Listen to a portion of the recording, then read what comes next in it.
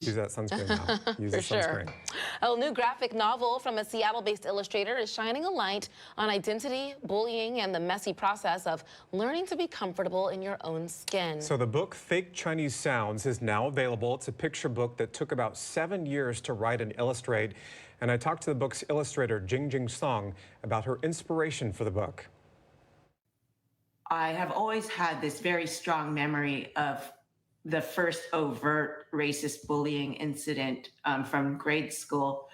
And maybe about 15 years ago, I had actually started to draw a comic strip just for my own reference, like a diary, almost a visual diary. And that was a good starting point for me to create a picture book. But then when I showed it to my editor, she suggested expanding it to a graphic novel. So it went from 32 pages to just under 200 pages. What types of things did you experience? So as a young child growing up in central Pennsylvania, it was pretty rural. There were, at that time in media, a lot of images of Asians were stereotypical caricatures. Like fake Chinese sounds. I can't believe how many times I heard people speaking in fake Chinese to me, even adults. So it was these experiences that used to really be confusing as a child, because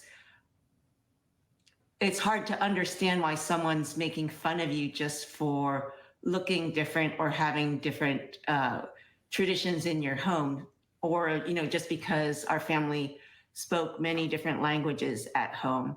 I thought that was something that should be celebrated, not mocked. So Right. Those experiences really stick with you, and I've felt really lucky to be able to express myself and capture those experiences in this book. There was examples that, even you experienced growing up with like food. Right. Food, I think, can really bring us together, but you have to be open-minded. But as a child, when you bring like a sushi roll or a pork floss sandwich to school, and it's visually different than what everyone else is eating, and it smells different than what everyone else is eating. Often, instead of curiosity or wonder, it was just easy for people to make comments about it, negative comments. And that makes you as a kid wonder, well, this is delicious, but why doesn't anyone want to try it? And instead they're making fun of it. And so then you bring it home uneaten, and then like mom is wondering, why didn't you eat this? And I'm asking, like, can I please buy school lunch? I just want to eat a hamburger, please. So an important focus on normalizing anger, and particularly in East Asian communities. And from your vantage point, why is that important to get that message across too? Well, I think that, for our parents, immigrants, there's a stoicism that is admired, and they didn't show anger because they were just trying to focus on getting their lives started. But as like first generation, I think it's important to show anger, to let people know when something is wrong or unfair, and then it's normal and healthy. And it doesn't mean we need to go into like horrible public behavior, but showing that you're angry is the first step to maybe letting someone know that we need to work at this together, and let's find a way that we can communicate that works for both of us.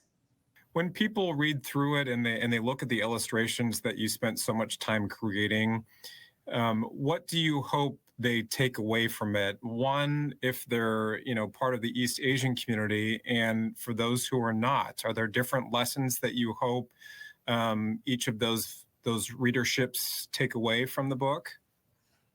Well, what I'm hoping that people get from this book is, one is understanding the culture of respecting our elders, and making them an active part of our lives. I think that that's something that gets lost a lot in our culture now because it's so youth oriented, and our elders have so much wisdom to share. We just have to slow down and listen and spend time with them, and we will reap riches, you know, that we couldn't have imagined. And the other thing that I hope people will get from this story is that everyone has a story, and these little experiences that are part of our lives are important to share, and so that they're preserved and they help other generations understand and grow. Like I hope that by encouraging other people to share their stories that we can all grow together. Some really important lessons from this, and I gotta say, she does a fantastic job of illustrating it, and I like how it's kind of in that comic book form. Yes. But shares some really important stories that she's experienced firsthand. And it sounds like, you know, this is going to be educational and Yeah. hopefully a learning lesson for those older adults, maybe the people that grew up with her, or people that may think, wow, I was a little bit of a bully back when I was younger. And this Yeah. will also be educational for the young people coming up today to read that as well and let them know you're not alone. You know, this is something that a lot of people face, you know, during their teen years. But it's a beautiful book for sure. It is, yeah. We put it up on our bookshelf, and yeah, Right above got your, a copy here to yeah.